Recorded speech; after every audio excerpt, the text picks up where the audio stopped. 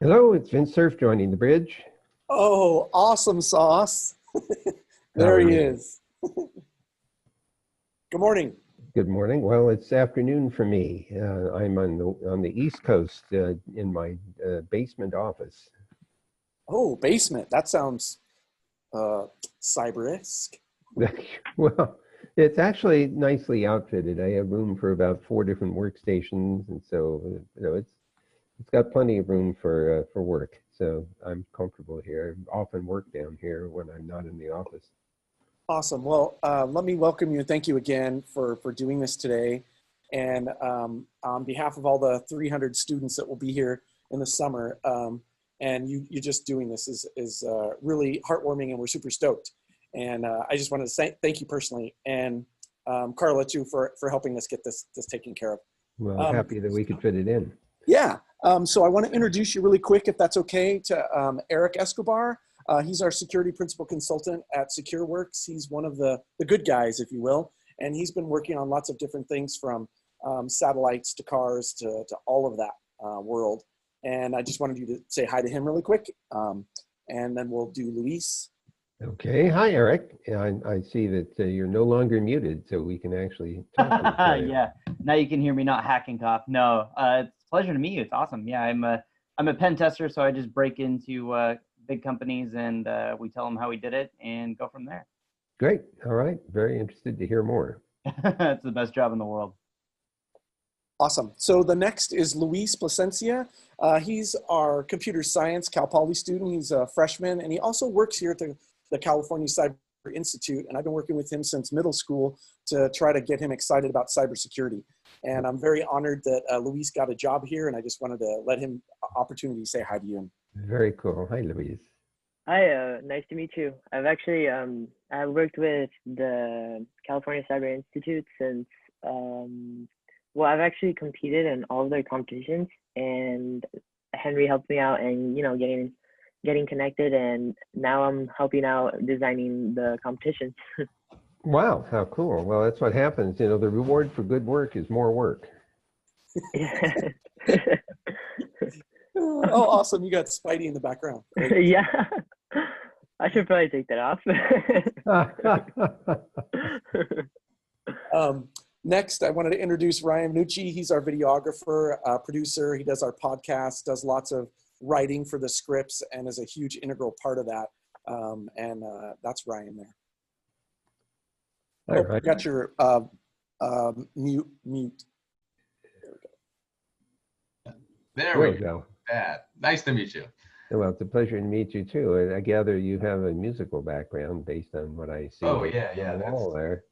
I do. I used to play the cello some time ago, but cello is a beautiful instrument. It's a beautiful instrument. It is indeed. I see you're a hat fan. So am I. I have some. Well, I'm thinking of the one that's hanging on the wall, the fedora behind you. I'm a huge fedora fan. I was able to find something like 3 or 4 of them that were made in 1946. So you imagine, you know, vintage fedoras. Yeah. At this warehouse for some guy and just essentially gone out of business in a haberdashery. So I ran around for hours trying on hats and ended up with 3 or 4 of them.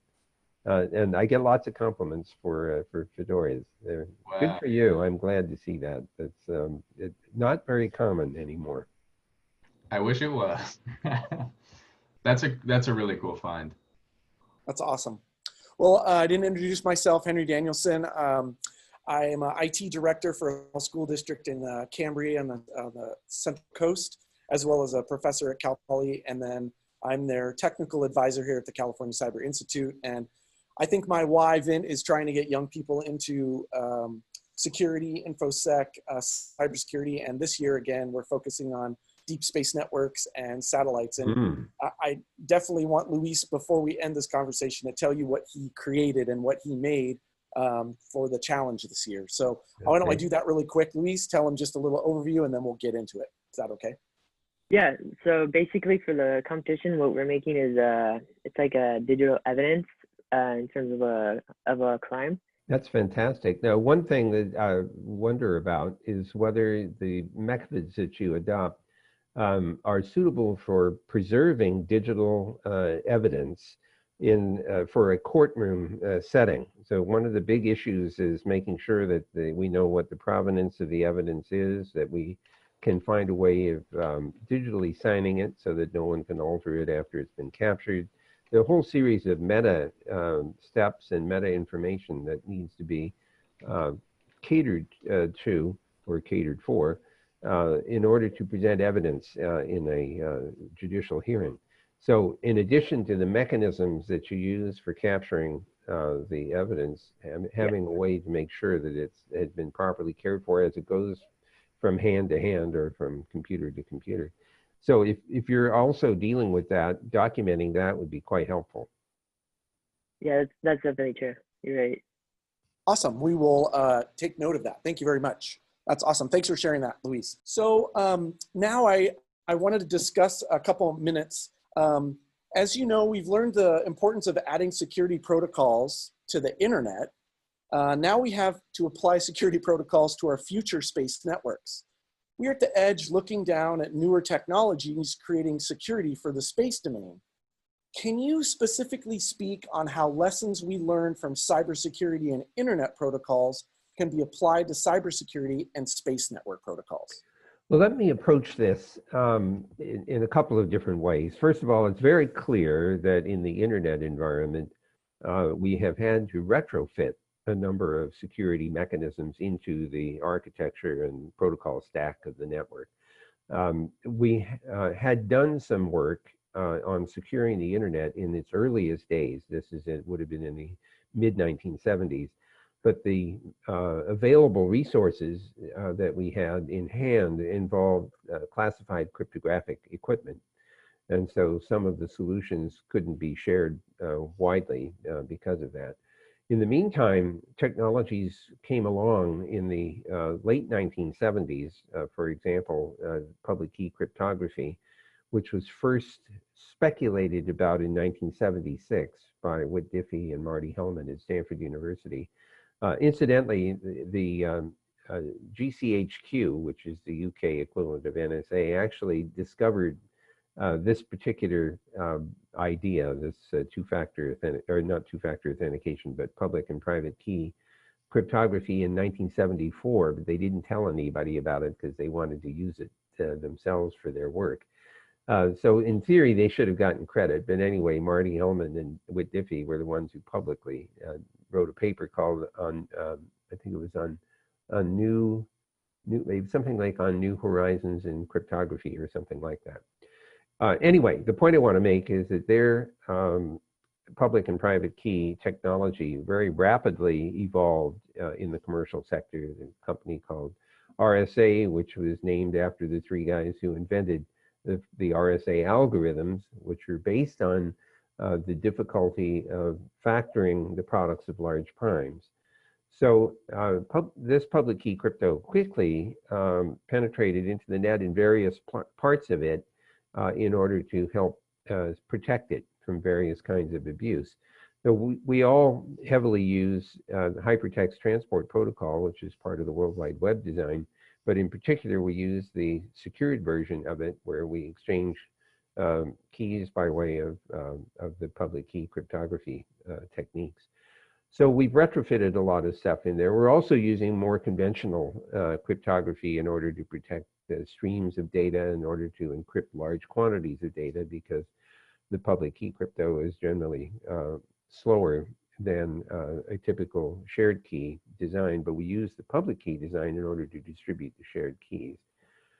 So you'll find a number of places where cryptography has found its way into the internet. Now let me shift to the space-based assets for a moment. In 1998, a team at the Jet Propulsion Laboratory and I started working on an interplanetary extension of the internet for purposes of supporting manned and robotic space exploration. And conscious of the fact that the public internet on planet Earth had shown a number of weaknesses where security was not adequately dealt with. And it's not just a matter of cryptography, it's also strong authentication, it's also bugs that didn't get fixed that could be exploited by people who got their hands on source code, for example. So in the interplanetary design, our first concern was to avoid a headline of the form 15-year-old takes over MarsNet or something like that. So we decided to introduce into the protocols that we adopted for the interplanetary system a core of cryptography, specifically using the public key crypto mechanisms for digital signatures and for key distribution. So there is built in to the core of the interplanetary protocol bundle protocols, which are not TCP/IP. They are a new suite of protocols intended to deal with the fact that in deep space, you get variable delay because of planetary orbital interaction, and also disruption, for example, because of planetary rotation or because of satellites that are in orbit. So looking at the security problem from the interplanetary point of view, we wanted to make sure that there was a strong authentication element and a capability to achieve confidentiality with the bundle protocols from the beginning. And so that we have done. And what the question then is whether those solutions make sense in the context of a constellation of satellites around Earth. And it's pretty clear to anyone who is paying attention that the investment in space-based resources for communication is skyrocketing. There are proposals from Elon Musk and others to put in literally tens of thousands of satellites in orbit around the Earth, some of them in polar orbit, so that every single square centimeter of Earth is accessible somehow by satellite, which means that it will be hard to escape access to the internet because it will be accessible through these satellite-based systems. It gets even more interesting when you start looking at people who are thinking about putting up computational assets in orbit, and you could imagine doing that for a number of different reasons. One of them might be to protect the information from possible damage, terrestrial damage. It might also be simply to have computational assets in place as backup, for example, to potential loss of terrestrial computing resources. So it's very, very important for us to pay attention to how to protect those assets, especially given that we know that physical destruction is possible. Anti-satellite capability is well known, well documented, and is a potential hazard, which suggests to me that we need proliferation. We need to have replication and resilience in that sense. And the other one, of course, is that there's plenty of hacking going on, as your students and contestants know. And it's entirely possible that the space-based assets will be vulnerable to various kinds of attacks simply because of bugs that get exploited in the software that make up the command and control part of the satellite system. So we have some serious problems ahead to protect the satellite-based assets, and we also need to protect those assets that are on the ground, because that's how we get access to the satellite system. And if they're vulnerable, then protecting the satellite system doesn't help very much. This raises at least one other problem, and that is that we know that we will make mistakes in the software that we write. And we know that we would like to correct those mistakes, which means we have to have the ability to upload new software into the satellites that whose software base might be at risk. And that leads to a little problem, because we don't want someone to arbitrarily upload a piece of software which might actually contain malware. So we need to strongly authenticate the upload before we install it in the satellite. This is no different than the Internet of Things problem, where the thing has bugs in the software and we want to update the software. You want the thing to reject any attempt to update if it's coming from the wrong source, or if the data can't be, the integrity of the new software can't be established. And vice versa, we want to make sure that when we're updating the software, it's going to the appropriate target, not to somebody that shouldn't be receiving that software load. So there's lots of parallels between the space-based environment and the terrestrial environment. which is good news because it means we can apply some of what we've learned terrestrially to to our space assets as well. So let me stop there and see whether any of these issues or ideas provoke further discussion. So how can students prepare for cybersecurity jobs within the space industry? Well, the first thing that they need to do is to learn more about the command and control of space-based assets, and that means knowing things about how the ground architecture is done, how the commanding is done, how the authenticity of commands is established by the satellite, how the confidentiality of the communication is achieved, because in many cases the information coming from satellites needs to be protected, either for personal privacy or possibly also because it's part of the military system, for instance, and it might be capturing surveillance information that we don't want to share by mistake. So I think understanding the basic architecture of satellite control and then learning about all the hazards of computer-based systems, how do those weaknesses arise? What kinds of mistakes do programmers make that we need to cater to?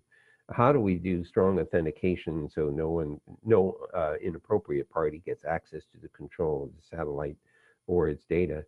All those things are vitally important. And I think that the classes that one might take at Cal Poly, for example, should address those questions, both from the design point of view, but also from the operational point of view. To give you an example of an operational problem, we make use of certificates in order to validate people's public keys. Then there are authorities, companies called certificate authorities, that issue those things. What we've discovered is that sometimes the certificate authorities can be compromised either by a direct attack against the certificate issuing system, or perhaps an indirect attack where somebody just gets bribed to produce a false certificate, one that makes the party holding that certificate look like Microsoft, for example, or Google or Amazon, or some other trusted party. So we have some serious work to do for people to understand how these things can be compromised and what steps we need to take to build, I would say, defense in depth against the various kinds of attacks that we know are possible. What's your vision for protecting the security of space-based systems? Like going forward with, like you said, Elon Musk, he has his entire cloud or constellation of satellites coming online, but then also looking at stuff kind of like Voyager. Voyager is, almost outside of the solar system, if it's not already. When you see those like low data rates and adding encryption on top of it, do you think it's important to, I guess with such low data rates to have that encryption on top of just data that we're receiving? That's kind of a loaded question of just like where it's going. But anyways, sorry, feel free. Well, there's two issues. First of all, with regard to things like Voyager and the other spacecraft, there are a couple of things that we would like to make sure of, and that is that the data is properly protected. I can tell you that it's being forward error corrected dramatically. I mean, there are a lot of very, very few bits per hertz. We're not trying to get large data rates as much as we are trying to make sure the data gets back. And so the amount of extra coding that goes on in order to assure the data gets back means that encrypting is a small price to pay. Now, why would we encrypt data coming from a scientific instrument? Maybe we wouldn't. On the other hand, for command and control, it's a different story. The thing you do not want is someone taking your $6 billion, satellite or telescope or something, and causing it to do something stupid like point itself at the sun and burn out all the electronics. So, for that, we want at least strong authentication in order to inhibit any attempt to inappropriately control the satellite-based assets. And that's important both for scientific instruments as well as it might be for communication systems. So I think that it's really important for us to think about cryptography broadly as a tool for protecting against inappropriate access, both from the command and control point of view and possibly even from the information point of view. You have another question, Eric, or is that one bundled? No, it was just a twofold question because I look at it in the same way of, hey, you're obviously your command and control. You want to encrypt that, so like you said, nobody can do anything. But I was interested to hear what you thought of on the way back, scientific instrument just streaming data back to Earth. If there was a potential, if there was a reason, I guess, that you would encrypt it on the way back.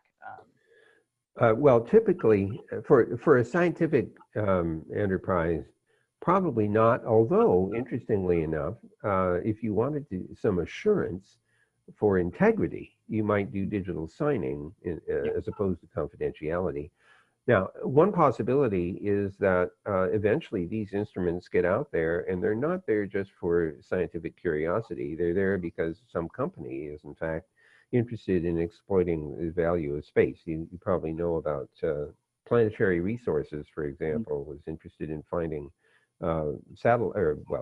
finding asteroids that had heavy metal content. Yep. So you can imagine in a competitive environment, one might choose to do that because you don't want the discovery of something to be shared by other competitors.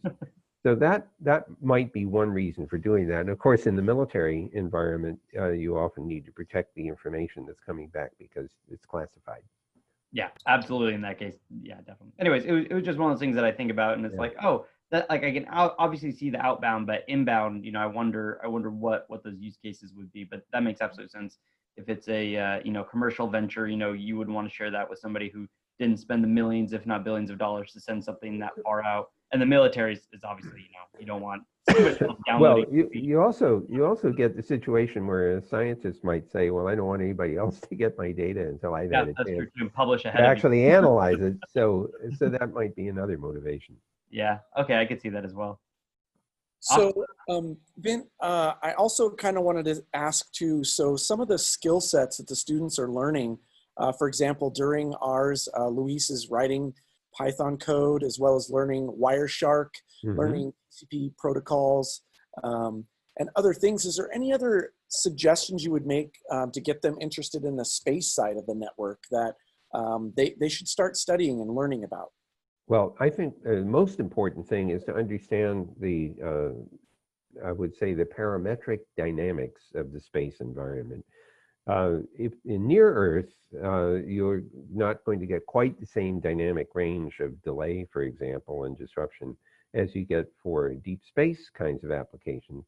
But I can tell you that as you get into larger and larger scope, when we're talking Earth to Mars, for example, the round trip times could be as much as 40 minutes. And I can tell you that network management in that context feels very different and is very different from the kind of short round trip time, 500 milliseconds, 100 milliseconds, 50 milliseconds. Ping is not your friend in a high delay and variable delay environment.